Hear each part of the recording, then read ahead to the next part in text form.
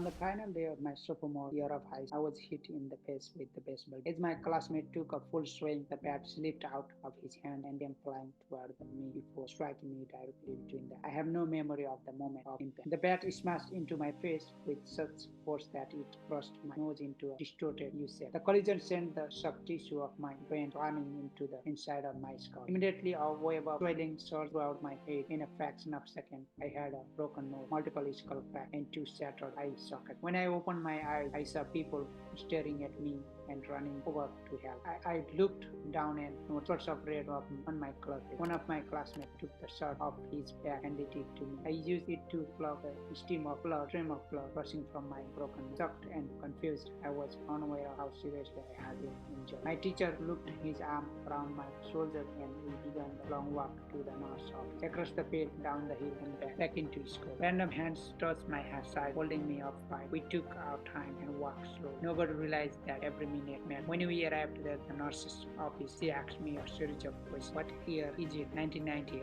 I answered. It was actually 2002. Who is the president of United States? Bill Clinton. I said. The correct answer was George W. Bush. What is your mom's name? Oh, mom. I stalled 10 seconds past. Patty, I said casually, ignoring the fact that it had taken me 10 seconds to remember my own mother's name. That is the last question I remember. My body was unable to handle the rapid swelling in my brain and I lost consciousness before the ambulance arrived. Minute later, I was carried out of his school and taken to the local hospital. Shortly after arriving, my body began shutting down. I struggled with basic functions like swallowing and breathing. I had my first seizure of the day. Then I stopped breathing in trial. As the doctors hurried to supply me with oxygen, they also decided the local hospital was unequipped to handle the situation and ordered a helicopter to fly me to a larger hospital in Cincinnati. I had rolled out of the emergency room doors and towards helipads across the street. The stretcher rattled on the bumpy sidewalk as one nurse pushed me along while another pumped its breath into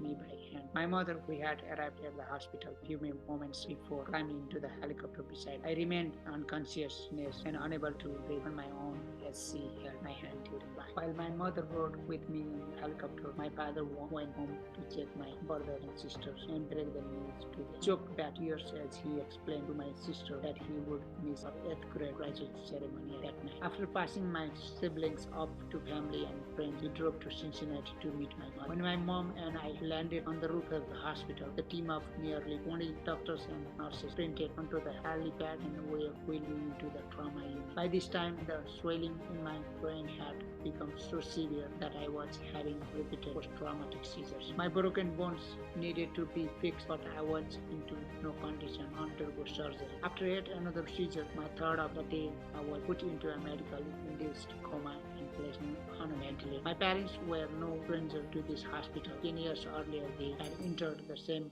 building on the ground floor after my sister was diagnosed with leukemia at age 3. I was 5 at the time. My brother was just 6 months old. After 2.5 years of chemotherapy treatment, spinal taps, and bone marrow biopsies, my little sister finally walked out of the hospital, healthy and cancer-free. And now, after 10 years of normal life, my parents found themselves back in the same place with different child. While I slipped into a coma, the hospital sent a priest and social worker to comfort my parents. I was the same priest who had met with them a decade earlier. On the evening they found out my sister had cancer. As day faded into night, a series of machines kept me alive. My parents slept restlessly on a hospital mattress. One moment they would collapse from fatigue. The next day they would be wide awake with worry. My mother would tell me later it was one of the worst nights I had ever had.